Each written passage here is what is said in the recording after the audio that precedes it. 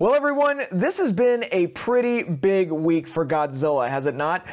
Between a new movie dropping on Netflix earlier this week to all the viral marketing going into the new movie, new websites and Twitters and preview clips and all that other stuff, and then what dropped at Comic-Con earlier today, Godzilla's been, had a pretty big spotlight this week. A lot of Godzilla news, a lot of things to react and talk about and really go into, and I'm going to do that in this video. So if you're looking for wrestling material, which is what my channel is normally focused on, sorry to disappoint. This is going to be strictly my other nerdy, geeky hobbies outside of pro wrestling for this video. But if you are a wrestling fan and you are interested in watching my next live stream where I watch Saturday night's main event in Clash of Champions, should be happening early Sunday morning. I'm going to try and get it started at 10 a.m., but it should be starting at around that time. So I'll post more details on Twitter right after I'm done filming this, probably. But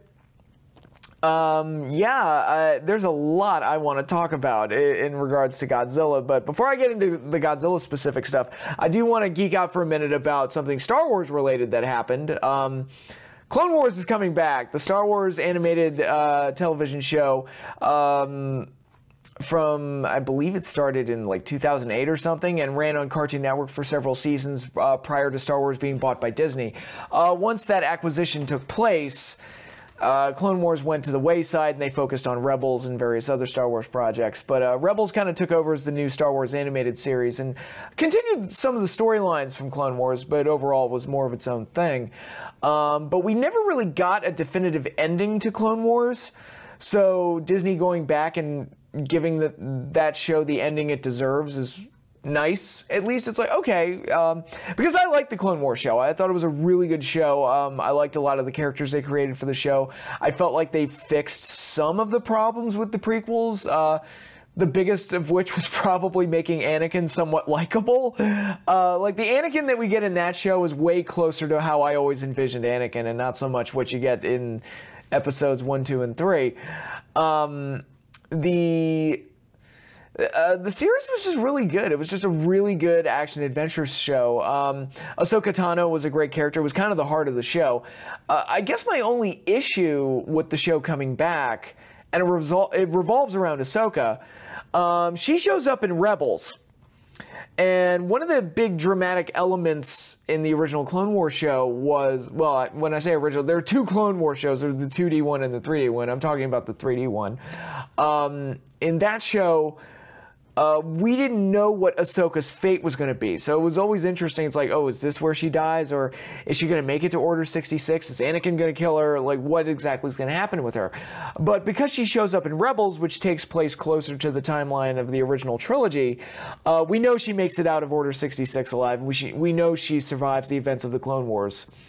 So now that they're going back and doing this new season, that element is no longer going to be there. It's like, well, we know pretty much how Ahsoka turns out. So that dramatic element is going to be missing, but I'll take it. It's just going to be good to get an ending to the show and getting a return to that and getting some nice new stories revolving around that show, because like I said, I really did enjoy that show. So I'm looking forward to seeing more, and here's hoping that they can keep the quality up and we get some high quality stories and high quality episodes.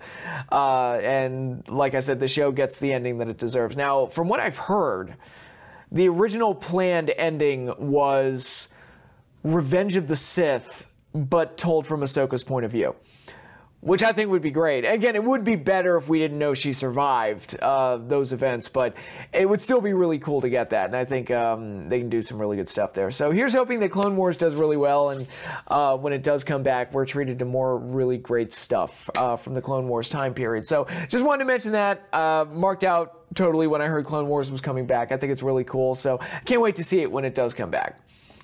And then there's the Godzilla news that I want to get into. I'm going to talk about Godzilla King of the Monsters first, and then go into the Netflix movie and my review of that movie at the end, because I think the Netflix review is going to be a little bit more long-winded, and save all that stuff for the end. And also, I'm just way more excited about, imagine this, I am way more excited about the American Godzilla film than I am the Japanese one. How crazy is that? I never thought I would ever utter that sentence, but here we are. So with Comic-Con coming up, viral marketing for Godzilla King of the Monsters, which is coming out in May of 2019 of next year, really picked up this week with, again, a lot of stuff on Twitter, a lot of stuff online, and the Monarch website that they set up.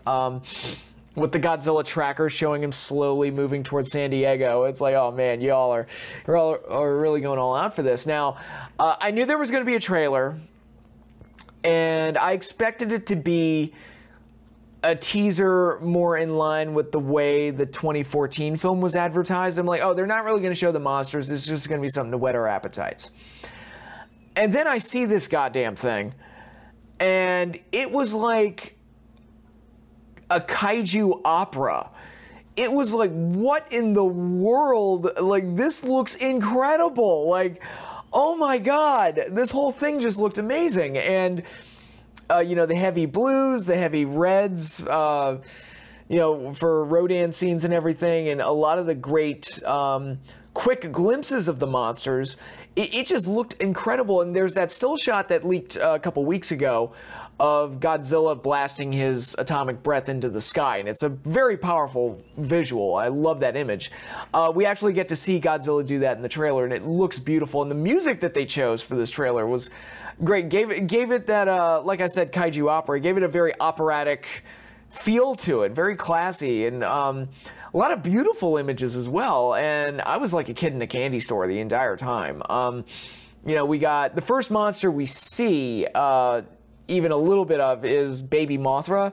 What I assumed was a baby Mothra, a larval Mothra, and I'm like, oh, it looks so cute. Look at that, it's a little baby Mothra. Oh, and then they show us little by little. They show us more and more and more. We get more. Godzilla gets some great money shots in this trailer. Not only the beacon atomic breath, but at the very end where they show him storming into the city for what I assume is for the final confrontation with King Ghidorah. And he's got like all these jets flying overhead, and it looks like the military is supporting Godzilla, which looks awesome. And it's kind of in line with this version of Godzilla, which in the 2014 film, he felt very much like he was in line with the superhero Godzilla from Terror of Mecha Godzilla. You know, yes, he's a good monster, and yes, he's more of a protector, and he's not going to actively destroy humanity, but he's kind of a badass too. And there's a lot of, I get a lot of like that old samurai feel from this version of Godzilla. And again, that kind of, if I had to relate it to any previous version of Godzilla, it would be specifically from Terror of Mecha Godzilla in 1975, the final film of the Showa era. I know way too much about this shit. But anyway, so Godzilla looked great, the music was great, and then we get all these brief glimpses of Rodan. Now, I'm not saying that a tear came to my eye when I saw Rodan. I'm not saying that. I'm not saying that at all. What I will say, though, is that Rodan looked fucking amazing, and I probably marked out the hardest for Rodan. Rodan's a personal favorite of mine. He's probably my second favorite behind Godzilla. And to see, like, the glimpses of him and the scope of the destruction that he causes, again, just brief glimpses of it, it's like, oh my God, this looks incredible.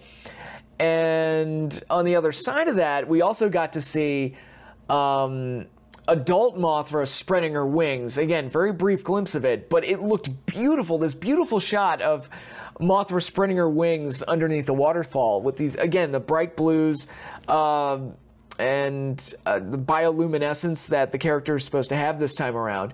It looked amazing. I cannot wait to see these things on the big screen next year. It's like, God damn, can it be May 2019 now?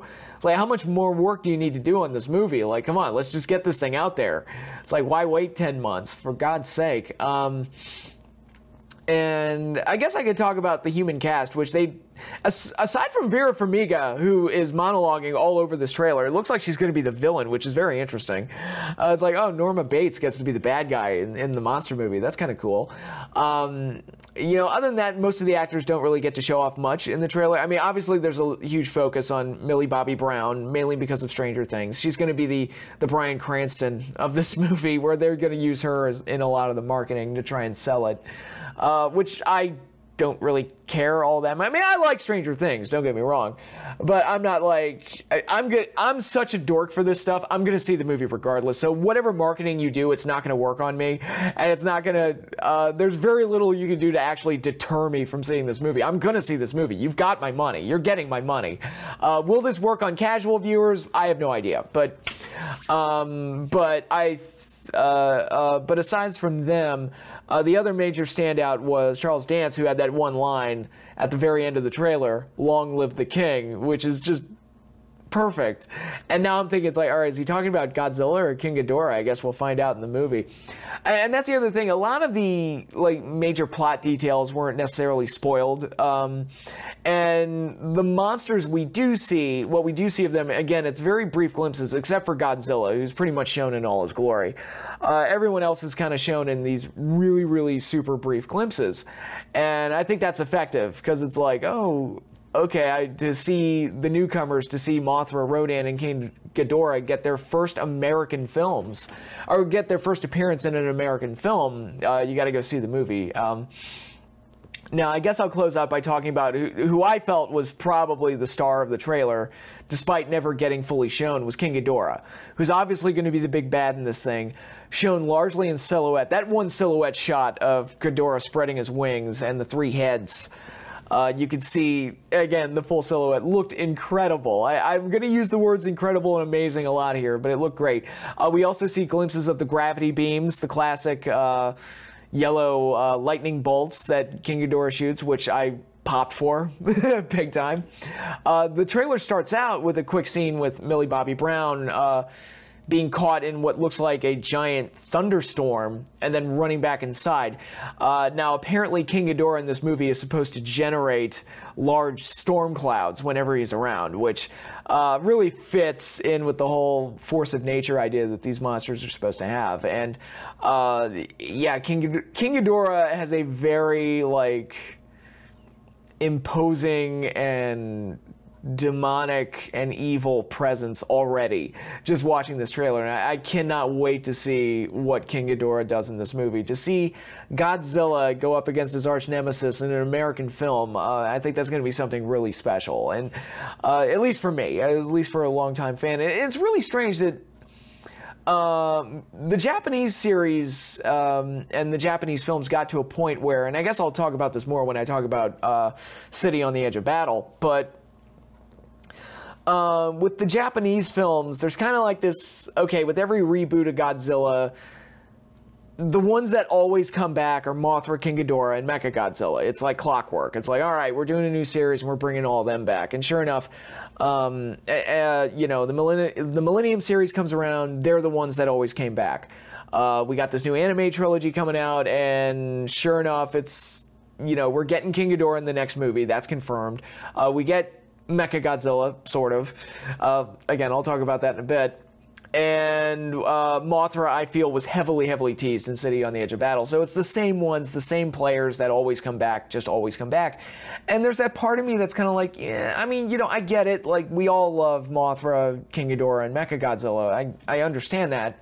And they're the big stars, but back in the old days, part of the appeal was, ooh, what wacky new thing is Godzilla going to fight in this movie? And that's how you get things like Ghidorah and Gigan and Titanosaurus and even Mecha Godzilla. That's how Mecha Godzilla started. It's like, all right, what the hell can we have Godzilla fight this time? And then when you get to the 90s films, the Heisei series, it changes a little bit where it's like, oh, you know what? Ghidorah hasn't been around for 2 decades. Let's bring him back. Oh, Mothra hasn't been around for 2 decades. Let's bring her back. Mecha Godzilla hasn't been around for 2 decades. Let's bring him back. So when they came back in that series, it felt fresh and new because we hadn't seen them in so long. We'd missed them. We didn't know that they would come back or that Toho would get into the habit of rebooting their old monsters. We didn't know that. But while they were bringing back all the old monsters, they were also rebooting, or they were also creating new monsters for Godzilla to fight, like Biollante, like Batra, like Mecha King Ghidorah, who I guess counts as a new monster, Space Godzilla, Destroya, all these great new monsters. So you got a mix. You got like the new crazy monsters, but you also got these old favorites that get to come back and got redone and got a reboot. And then after the Heisei series wrapped up, we got the Mothra trilogy, and then the third Mothra movie ended with King Ghidorah coming back. And I guess that was kind of neat that two Godzilla monsters got to spin off and have their own movie against each other without having Godzilla thrown in the mix. But those movies aren't that great. Then 3 years after that with GMK, it was supposed to be Godzilla, King Ghidorah. No, it was supposed to be Godzilla, Varan, Anguirus, and Baragon.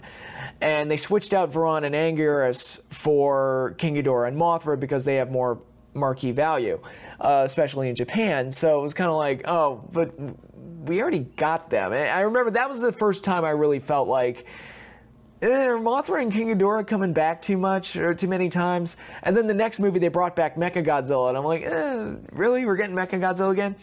And then in Final Wars, we got some of the old favorites that hadn't been around in a while, like Anguirus and Gigan and some other ones like that. But again, we also got Mothra and Kaiser Ghidorah, who, let's be honest, is basically just a new version of King Ghidorah. So, you know, there's kind of that holding pattern there where it's like, all right, we do a new Godzilla series. Those are the must-haves that always come back. And it's easy to say I'm kind of getting sick of King Ghidorah and Mothra. But this is very different with this movie. This is extremely different because they've never been in an American film before. So it's kind of like they feel new all over again, even though I've seen them a million times. This is like a completely different scenario. And of course, Rodan's coming back, and Rodan's a personal favorite of mine. So it's like, yes, bring Rodan, because Rodan to me is one of the big ones that doesn't get the same love as like the Mothras, King Ghidorahs, and Mecha Godzillas. Like, for some reason, to me, Rodan should be in that same class, and for whatever reason, he always gets overlooked. So I'm happy that he's in this movie. But Mothra and King Ghidorah, you know, being made with a big budget, you know, in an American Hollywood filmmaking, it looks like it's going to be a wild ride. That's all I'll say. It looks like it's going to be an amazing, amazing ride. And at the very bare bones least, it looks like the monsters are going to tear shit up in the next movie. And like I said, I can't wait to see it. You know, the 2014 film felt like it was a very Spielbergian experience, and very, you know, somewhat low-key, I guess is the way to do it. Very, very basic in how that movie was executed.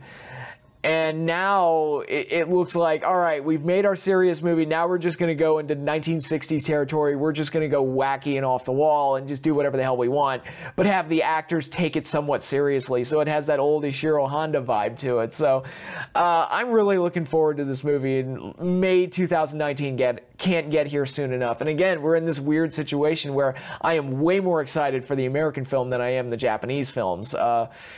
Both the one I just saw and the one that's coming out later this year. So it's very interesting, the world we live in, and it's exciting to be a Godzilla fan. There's, you know, with all the projects coming out and all the talks of Godzilla vs. Kong coming down the road, and Toho restarting the series after the MonsterVerse is wrapped up, it's like, man, there's a lot of stuff to look forward to with Godzilla. But with all of that said, I love the trailer. I loved it, and it is going to be a long wait for 10 months to get to finally see that movie. But now let's talk about the Netflix film, Godzilla City on the Edge of Battle, Part 2 of the anime trilogy, that started with Planet of Monsters late last year, which got released, if memory serves me right, that came out on Netflix in America in January. I want to say it came out in January of this year, so it's going to be the 2018 Godzilla trilogy for us Americans. City on the Edge of Battle, I believe, came out in Japan in May, and now we're getting it in July. I expect the third film, which is called Eater of Stars, I believe, Planet Eater or something. There, I've seen like 3 different titles for it, but that'll come out around November of this year in Japan, and probably get an American release sometime in January. But City on the Edge of Battle came out and follows the story where we left off in the previous film.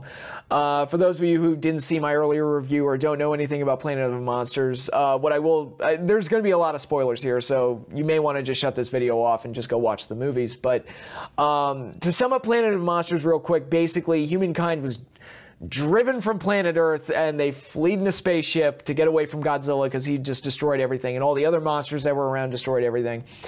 And through some science fiction-y technobabble, they somehow they were drifting in space for a while looking for a new home, but when they couldn't find one, they decided to just tough it out and go back to Earth and see if, if it was still as bad as it was when they left. For them, it was only 20 years, yet somehow, and it's not adequately explained, somehow through some sci-fi technobabble nonsense, Earth has moved ahead 20,000 years. So Godzilla has basically taken over the planet Earth, and the entire planet is an ecosystem that revolves around Godzilla. So there are all these other creatures running around that share Godzilla's DNA. Some of the plants share Godzilla's DNA. There are these creatures called the Servum, which it's not clear if Godzilla controls them or if they're parasites or what, but they are Godzilla-like, vulture, bird-like, pteranodon-like creatures. To be honest, they look like the Nazgul's winged rides from the Lord of the Rings trilogy is what they kind of look like. And so they infest the planet, and now what's left of humanity is trying to take back planet Earth from a Godzilla that has basically taken over the Earth. And this coalition of humanity, it's not just straight up Earthlings, it's also two alien races who, again, I love the prologue to the first movie where it was like, oh, and then all these monsters attacked and everything looked doomed. And then aliens showed up. It was like, Jesus Christ, this just keeps getting wackier and wackier. But anyway, there's these two alien races that show up and form an alliance with each other to combat the monsters on planet Earth, because both of their worlds were destroyed as well, and they have an vested interest in making sure that the Earth survives too, so they have somewhere to live. So mutually beneficial all around. You have and interestingly, I didn't make this point in my first review, but when I reviewed Planet of Monsters, but both alien races are based off pre-existing alien races from the Godzilla franchise. You have the Exifs, which are based off the Planet X aliens, and they're like kind of the religious, spiritual types. They're priests and all this other stuff, and always preaching and giving sage advice and trying to be the spiritual ones aboard the ship and within the crew and everything. And actually, Metphis, who's the main Exif character, he's probably my favorite character in this anime so far. And the other race, I know I'm going to butcher this pronunciation, but it's like the Bilusaludo, I believe they're called.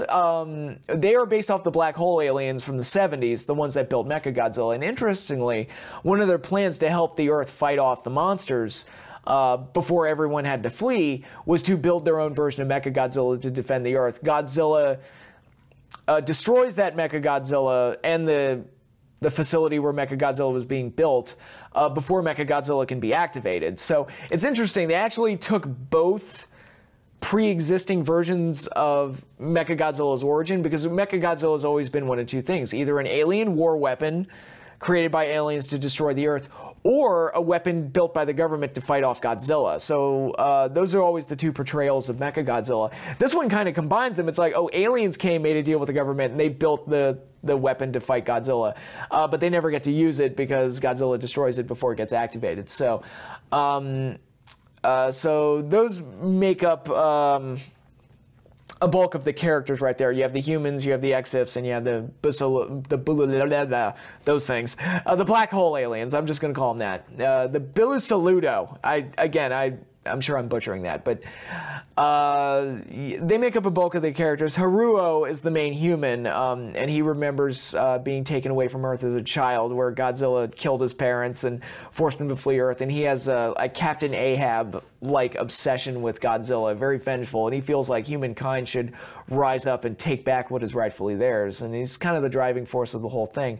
And we get various other characters running around as well. Like I said, Metphis is my personal favorite, just because I'm not sure where his allegiance lies, and I'll talk about that more as I get into what happened post-credit on this film. But the first film ended with the United Earthling alien forces defeating Godzilla, and it looks like they've defeated Godzilla. It's like, oh my god, well, that was a short trilogy. But then it turns out the Godzilla they defeated was only a spawn of the original, and the original had actually grown to 300 meters tall and is like friggin' huge, by far the biggest Godzilla ever put to film.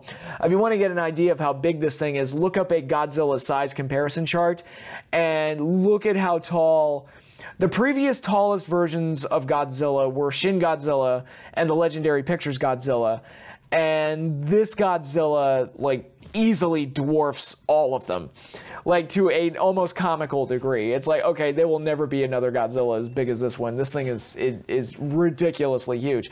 But that ending was a huge cliffhanger and a huge, one of the best holy shit moments I've ever seen in a Godzilla movie. For a movie that I thought overall was just okay, that ending was great and really made me excited to see how part 2 would follow it up. So here we go. Let's get into part 2. What did I think of City on the Edge of Battle?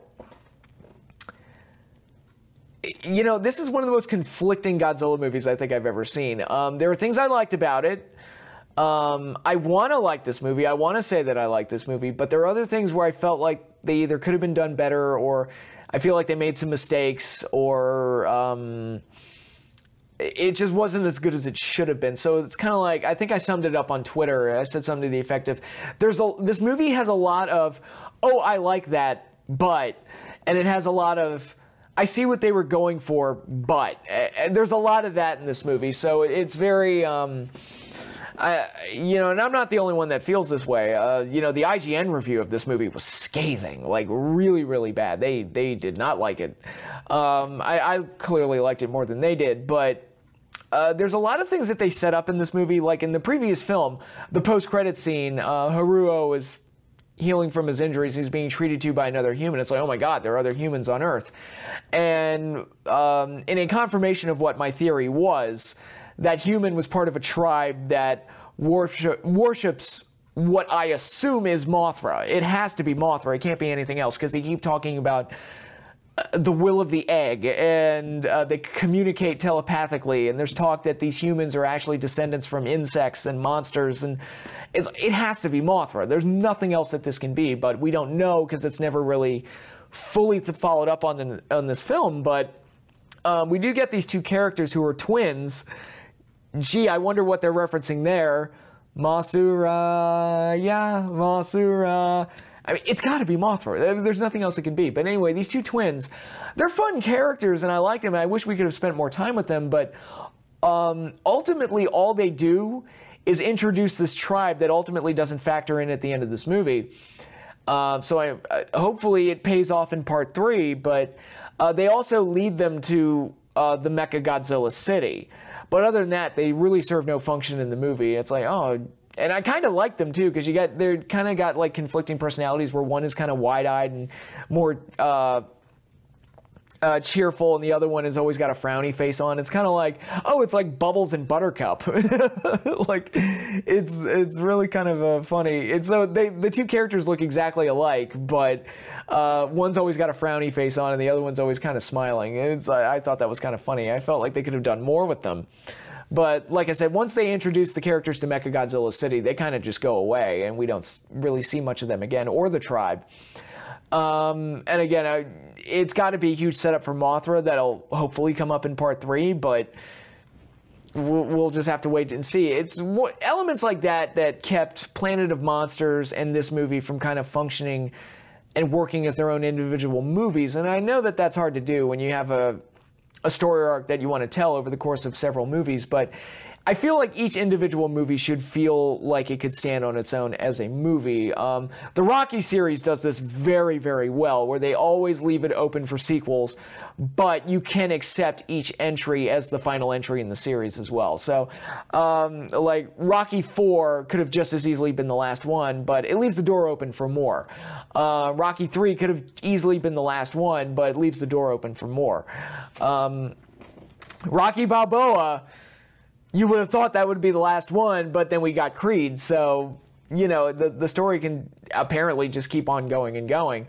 And it's, you know, it is a very hard to achieve that, but this series has not done it well at all, because it feels like there's always setup, and we keep waiting for a payoff, and it's like, okay, are we going to get everything in part 3? Because, man, I hope we get everything in part 3, but anyway, I mentioned Mecha Godzilla City. What is Mecha Godzilla City? So, The Mecha Godzilla that was built by these aliens to fight Godzilla that never got activated was built using this substance called nanometal. And the nanometal kind of gains sentience, and Mecha Godzilla like spreads the nanometal out and creates like his own city with all these big metal structures and all these defense these defense posts and all these other things, all these other little things. And the nanometal keeps spreading. And actually, there's a really great scene where the Servum attack the people that are Haru and all the rest of his crew as they're heading towards Mecha Godzilla City, and these big metal spikes come out of the ground and stab the Servum and absorb them. So they're like, it's this living substance almost that's slowly taking over the land around it as the city continuously grows and grows and grows and becomes more powerful. And hence the title of the movie, City on the Edge of Battle. It's going to be Godzilla versus Mecha Godzilla City. And, you know, once Haru and the aliens and the rest of his crew, once they realize what they have on their hands here, they have, oh my god, this could beat this friggin' 300-meter tall Godzilla that we're going up against. One element I do like, there's a little bit of character development here for Haru, which, by the way, I still like that name that they called him Haru, which I believe is a reference to Haru Nakajima, the original Godzilla suit actor.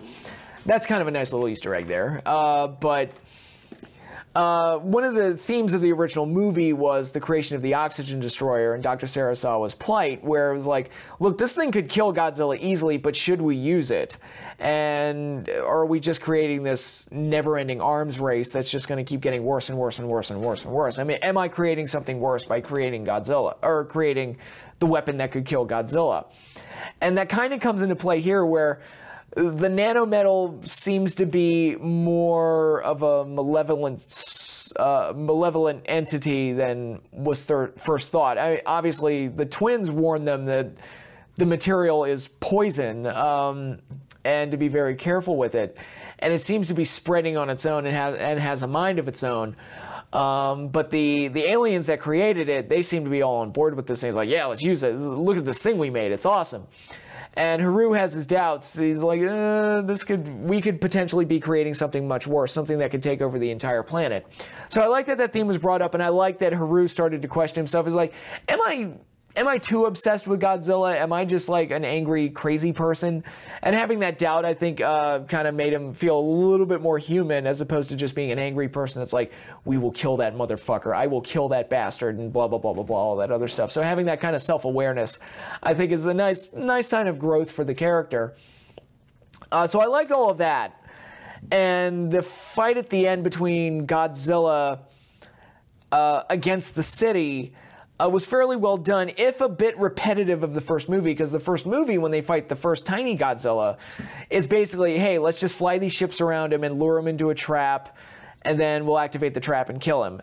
It's basically the same thing here, where they have these flying ships that were created in Mecha Godzilla City, called the Vultures. They upgrade their mech bodysuits and turn them into Gundam knockoffs. And they use the Vultures to fly around Godzilla, cause a distraction, lead him into the city where they can use all their powerful weapons to blow Godzilla to Kingdom Come. So that's a bit repetitive of the first movie, but the sequence is fairly well done, and Godzilla still has a commanding presence and everything. The major disappointment that a lot of fans are going to point out, and I think is a complete fail on the marketing's part. And now if you look at the poster for this movie, Mecha Godzilla, this really uniquely weird design for Mecha Godzilla, is looming over Godzilla in the poster. And, you know, Toho made merchandise for this character. They made toys for Mecha Godzilla to hype up this movie. So you'd think that this movie's going to end with a big showdown between Godzilla and either a city-sized Mecha Godzilla, or and I was thinking this while the movie was in progress, with the nanometal acting the way it does, and like, all right, are we gonna get like a liquid metal Mecha Godzilla? Because that would be awesome, like a T-1000 version of Mecha Godzilla. That would be great. None of that happens. Mecha Godzilla is technically not in the movie. Well, Mecha Godzilla is basically not in the movie, is basically where I'm going with this. They do go into a room in Mecha Godzilla City, and the the broken down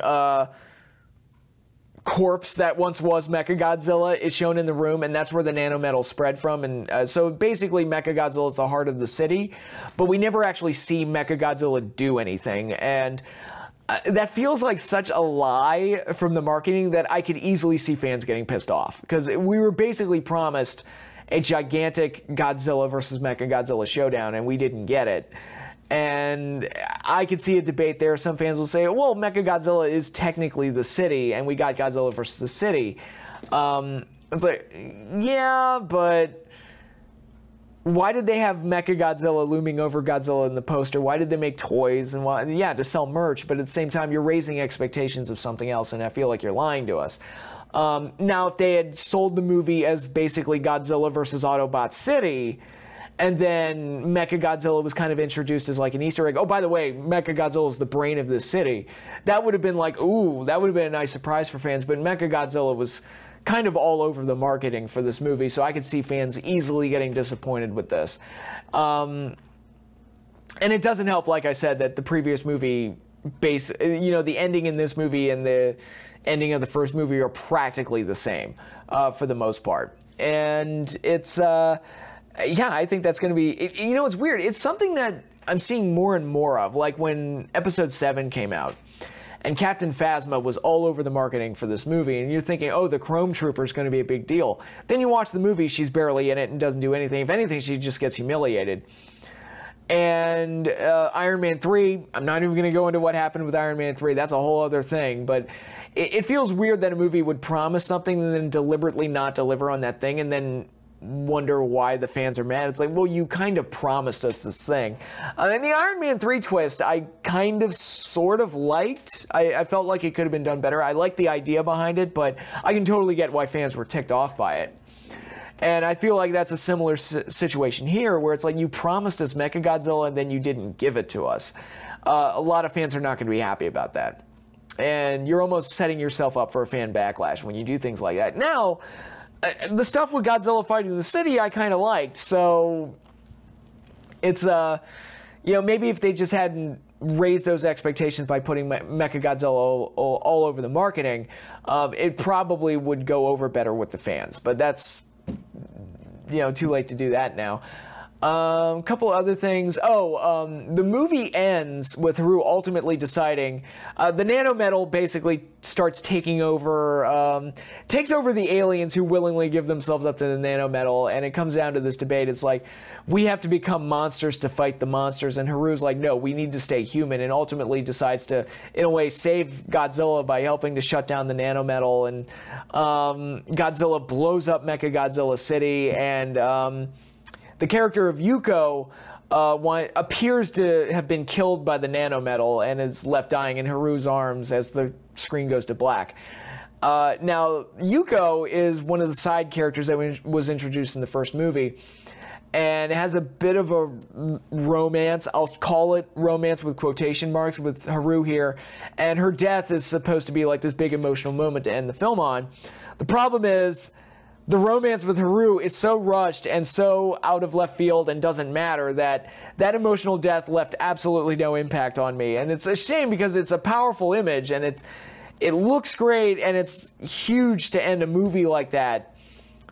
But I felt nothing for that character or Haru's feelings for that character, because, like I said, the romance was extremely out of left field and didn't feel natural at all. So, again, it's one of those things. I like the idea behind it. I like the visuals of it, but you didn't quite get there in the correct way. And that basically sums up the entire movie, where it's like, I kind of like this. I kind of like the soundtrack for the movie. I thought the music was mostly very good, especially when they activate Mecha Godzilla City. That music was really cool. And it's actually a return of an old Godzilla composer, Hattori, who did the scores for Godzilla vs. Space Godzilla and Godzilla 2000. So he makes his return and does a fairly decent job. Yeah, so there's some really good images in this movie. There's a lot of great build-up and a lot of things I really like, but some of the character motivations, like why the aliens decide to all of a sudden go full in with the nanometal and betray, like, Haru and everything, that's not adequately explained. Okay, why are they doing this? Is it just pride in what they built? Are they just that proud of what they made that they just want to be like, hey man, stuff is awesome, we made it. Come join us. Join the nano metal, man.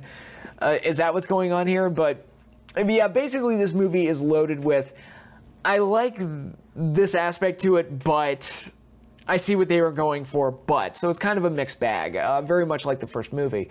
I'm going to be nice and give it a C, mainly because I'm still, okay, the cool stuff better happen in part 3, or else, because I already feel like with this anime trilogy, it's kind of a missed opportunity, because the idea of Godzilla being animated and having his own animated movies was a really cool, sexy idea. And I feel like they haven't quite lived up to what we all kind of wanted out of it, despite having some cool ideas and some cool visuals and everything.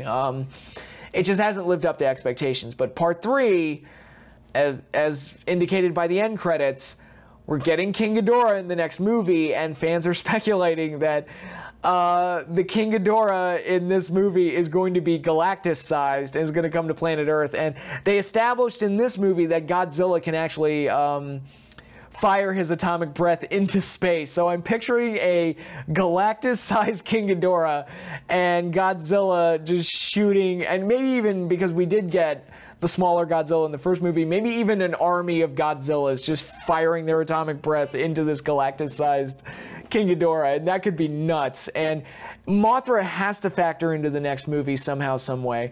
And I'm not completely convinced that Mecha Godzilla is completely dead. So we may get that liquid metal Mecha Godzilla that I'm speculating. So maybe the third movie will just be this wild free-for-all where just all this crazy shit happens. But for right now, it just feels like there's a bunch of payoff, bunch of payoff, bunch of payoff. Or I'm sorry, bunch of build-up with no payoff. Bunch of build-up with no payoff. And I'm just waiting. It's like, okay, we're going to get the payoff in part 3. I hope so. We'll probably be getting it in January of next year. So here's hoping. The third movie, like I said, the third movie I believe is called Eater of Stars, or Planet Eater, or basically a huge indicator of King Ghidorah. And the post-credit scene made it clear that King Ghidorah factors into this. But there's also that other part of me, because of what happened with Mecha Godzilla in this film.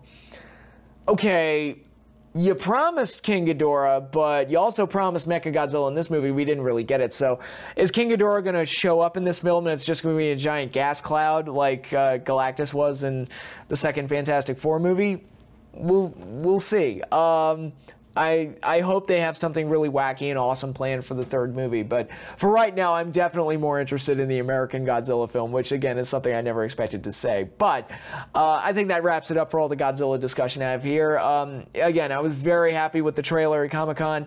Kind of lukewarm on Planet of Monsters Part 2, City on the Edge of Battle, but again, they have a chance to right the ship and do everything great in part 3, so here's hoping. We'll see. But yeah, it's just a fun time to be a Godzilla fan, though. There's just so much news and material out there revolving around my guy, and that's kind of awesome to see. So that is all I have for you here. Again, if you're a wrestling fan, join me for the live stream. It will happen sometime Sunday morning for Clash of Champions and Saturday night's main event. But for right now, that is all I have for you. Y'all have a good night, and peace out, everybody.